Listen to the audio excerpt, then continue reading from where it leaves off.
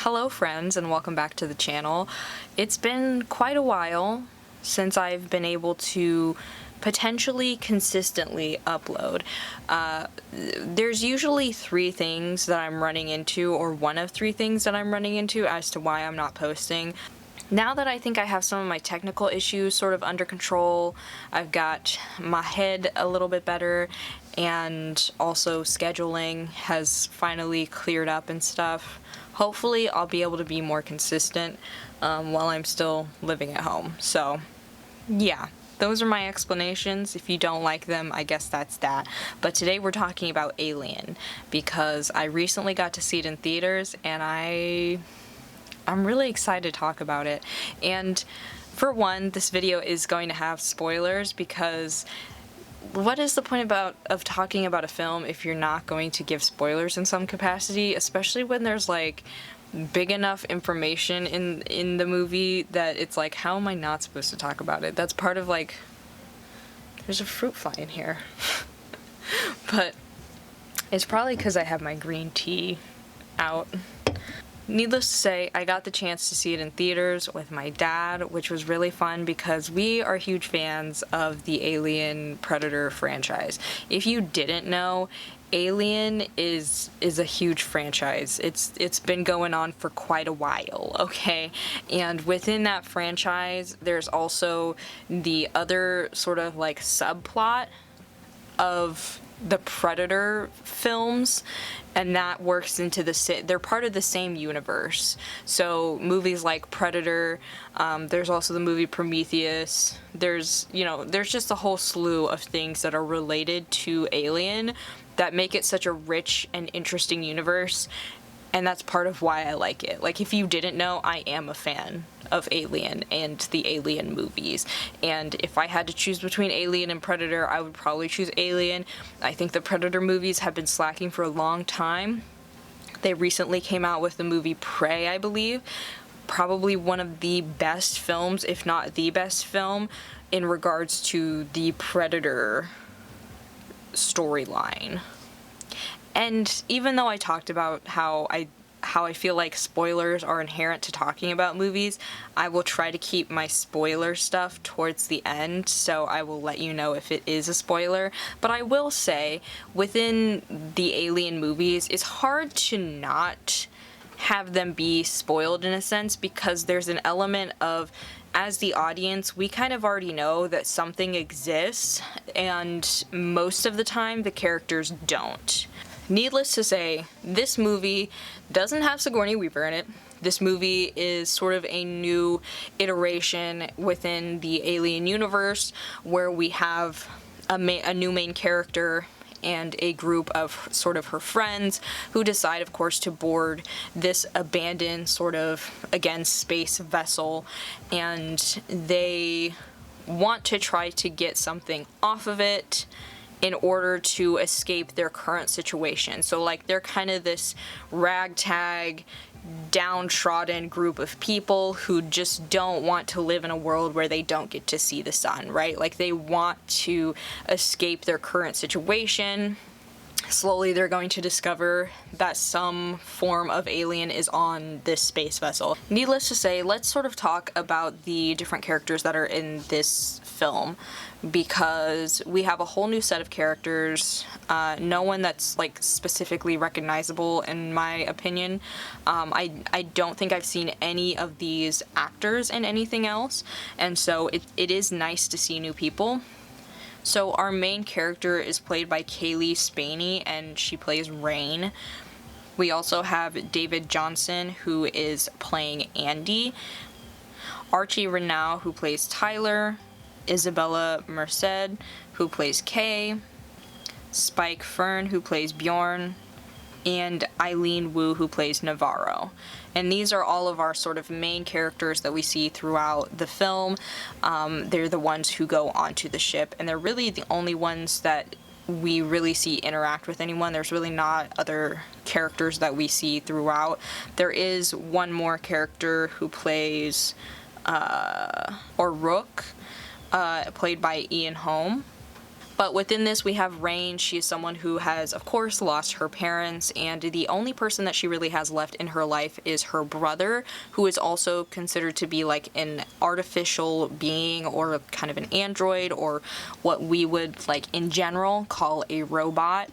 And that is played by David Johnson, who plays Andy. Something that some of the tension within the movie is about Andy also being an android. He is this model who is sort of broken, and of course our main character sees him as a true, like, brother, like a real brother, whereas the other characters don't quite see him that way, just sort of as a tool to get from point A to point B. And now I'm gonna sort of get into a spoiler, which is that one of the things that they don't tell Andy, or Rain doesn't tell Andy until much later on, is that they will have to leave Andy behind because androids aren't allowed where they are going, and so he just pretty much is not going to have a place to be legally. And this becomes just, again, a point of contention. And of course he's an android, so he doesn't, like, have feelings, but his character is so expressive. But I think David Johnson does an amazing job. Something that, of course, I have to say, because I'm an autistic person and watching things like this, especially where there's a robot, I have to say it. His character feels very autistic to me, and granted, there's a lot of, like, overlap in terms of, like, autistic traits and robotic traits sometimes, but it really is disheartening, and this is one of my gripes with the film, is how, for one, there's diversity, but it's spread in the way that diversity is almost always spread, where the diverse characters die first, they're either not important, or they are some sort of villainous character, and that's sort of what they do with Andy, where they very much treat him in a way that is super ableist, in my opinion. Like, if he wasn't a robot and he was just autistic, it would be so ableist the way that they treat him. Not only that, but there's sort of an aspect of him being, like, a not so good character because he's a robot, like, because he tries to do things in a way that, you know, puts logic and reasoning over emotion, that he is a bad person because of it. And it's like, he's not even a real person. So, like, why do these characters expect different from him as an android, you know? And, like, it's not like he's a real person, so why do they expect him to act like a person? And I know that they use artificial intelligence to sort of put that human aspect in there, like, to make him seem more human and more able to understand the human condition, but at the same time, it's very frustrating to, again, see a black character villainized for existing in a capacity that he's supposed to exist in the film, and also having someone portray traits that are similar to a disability that is widely known and fairly common amongst people, having similar characteristics irks me a little bit when they do become a character that people don't like for those traits. A lot of the times he's seen as weak or weighing everyone down, and again, this happens to autistic people a lot, where we may have one or two skills that are really useful to other people, but we end up being used in a way that makes us very easy to just leave behind, or to not tell that we are being left behind or not included in future plans. But because we have this useful skill, people will use it in order to get ahead for themselves, in order to get ahead in life, whatever. Alright, the big guy's here. You may get to see his little ears and his little paw. But let's talk about some of the things that I did like that this movie did. For one, visually stunning, visually great. I think it turned out really great. I didn't see anything in particular that stood out to me that was like, oh, this is really taking me out of the movie sort of thing. I loved that Romulus is, like, a part of the ship. Again, like, these are the kinds of movies that I love to watch in theaters because of just like the sound and visual quality. Like a rom-com is great and all, but like there's almost never, at least these days, there's just not as much attention to those sort of details in those types of movies in the same way that like it creates an experience such as being in space. Like, that's just such a different experience, right? But of course, one of the biggest things that I loved about this movie, biggest spoiler of it, is the ending and what it means for the Alien universe.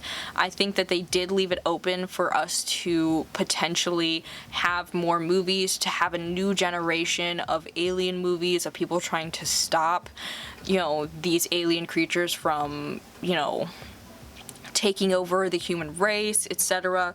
But the alien creature itself towards the end, we finally get to really see what would happen if the alien, if somebody was impregnated with the alien. And I know, again, there's a storyline that's similar within the Alien movies already, but this in particular was such a different iteration. It was such a different visual experience. It was so disturbing.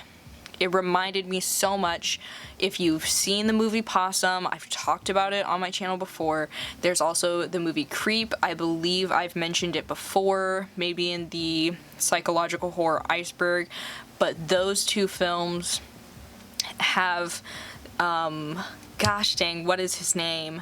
But the main character of Possum, him in that movie and in Creep, he is such an iconic looking figure. I legitimately thought that could have been him at the end of this movie because of just how similar it looked to the way that he has been portrayed on screen. And it was such an interesting look at how similar that thing, that alien, looked to our sort of funny, stereotypical iteration of an alien. The one with the big head and the big black eyes.